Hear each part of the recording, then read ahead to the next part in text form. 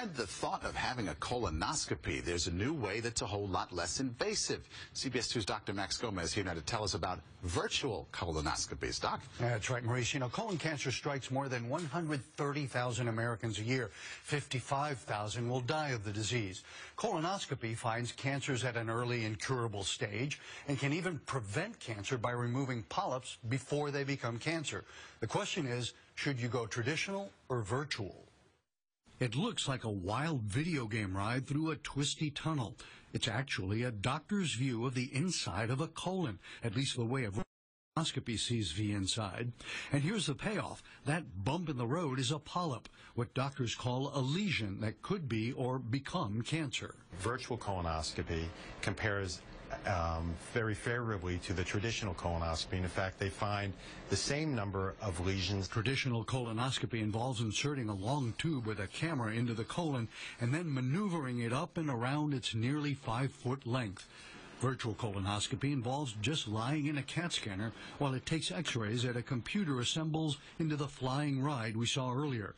But the more important difference is you don't need to be sedated, which means you don't need to bring another person with you during the procedure. That advantage is what made Annie Laurie Schroyer decide on a virtual colonoscopy.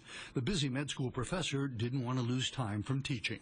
Within 5 minutes following the virtual colonoscopy, and I was at my desk and teaching that afternoon. What is not different between the two techniques is the prep. You still need to purge and cleanse the colon the night before. And while there is some radiation involved with the virtual version, it's a very low dose. The advantage the virtual has is safety. You don't have to push a tube through the colon. You don't have to worry about risks of perforation, of splenic injury, or injury to other organs. Schroyer has had both versions and prefers virtual by far. It was painless.